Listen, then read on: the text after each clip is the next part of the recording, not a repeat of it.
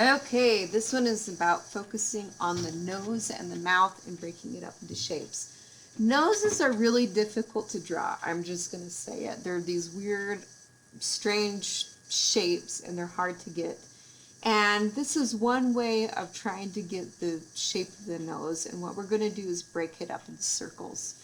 So I'm going to, when I'm looking at this nose, I'm going to break it up into one circle for the center of the nose. And I'm going to break it into two smaller circles that represent the nostril.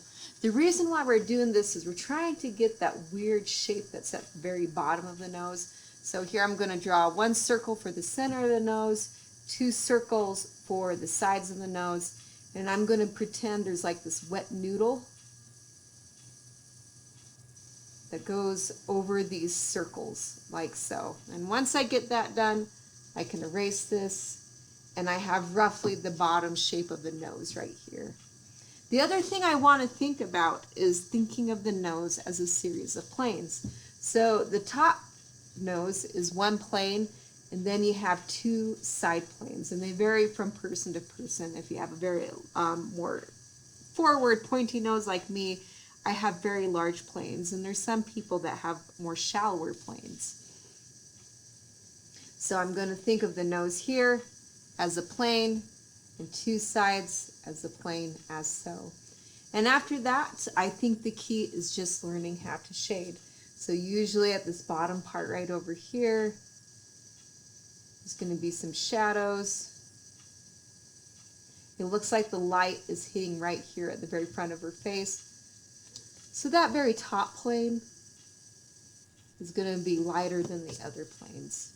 So I can come in, maybe shade this area right here, shade this area right over here. And I got a fairly accurate nose look.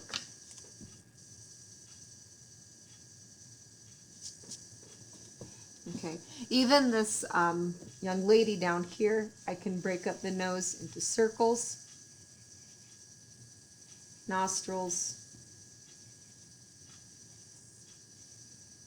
and I think of that noodle shape that's coming in. Now this individual, we're kind of looking at her face like the camera is a little bit below instead of straight on.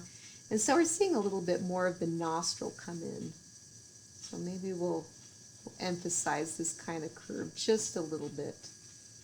And once again, I think of the nose as flat planes. The planes on her nose are a little bit more shallower than the person above here, but they're still there. I can still see a top plane and two side planes. Just kind of lightly shade two sides or the shadows that I see, and it gets a little darker just a little bit underneath the nose. Now I can erase this line that I've made right over here.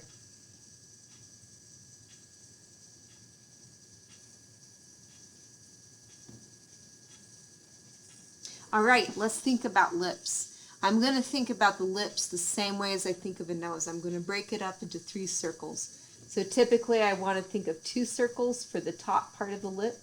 Usually most people have kind of a heart shape on the top lip. Some people do not. And I'm going to think of a big oval for the bottom lip. I'm going to put two little dots where the corners of the mouth are, which line up to the pupils of the eye. And I'm going to do the same over here. So I know I'm marking where the corners of the mouth is going to be. I'm putting two circles for the top part of the lip and oval for the bottom part of the lip. And I'm going to think of that wet noodle again that's coming in. It slamps, or not slamps, but slims out the corner of the mouth. Nobody has lips. I'm going to draw up here that look like this. Nobody. Everybody has it. Their lips taper at the edge. Your lips really stick out a lot in the center of your face right here, and they taper drastically into the corners. So I come in. She's got a nice heart-shaped lip right over here. It tapers off to the corners. And same thing, I'm thinking about that wet noodle going over to the corners over this ball over here.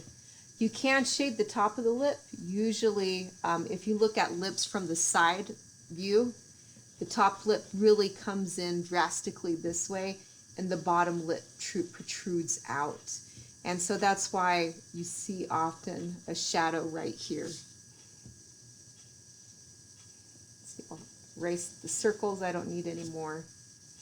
So we got those lips. Let's do her lips over here.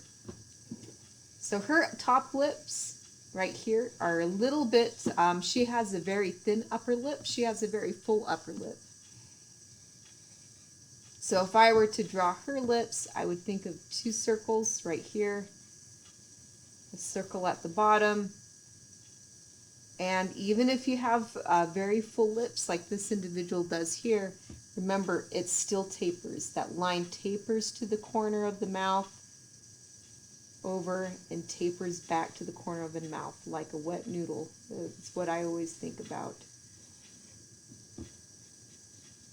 And the top lip is going to be a little bit darker than the bottom lip.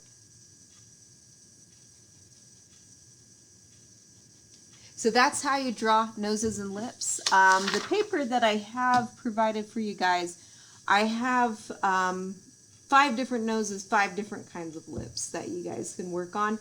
Something to be aware about with the noses is with everyone's different shapes, like this guy right over here, notice how the circles on the sides are a little bit higher than the ones that we practiced. So what it kind of looks like Mickey Mouse ears, if you will. His nose kind of points down. So just be aware about the placement of those circles. And this girl down here, her nose points more up than it does point down.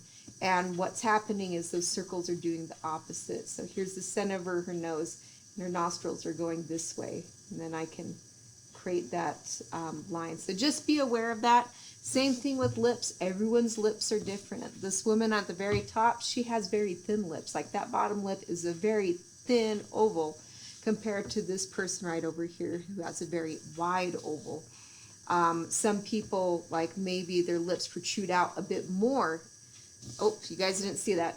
Can protrude a little bit more out in this one compared to, you know, like it's a lot more fuller in the center than compared to this person. So just keep aware when you're drawing people's mouths and noses how they differ just a little bit from person to person.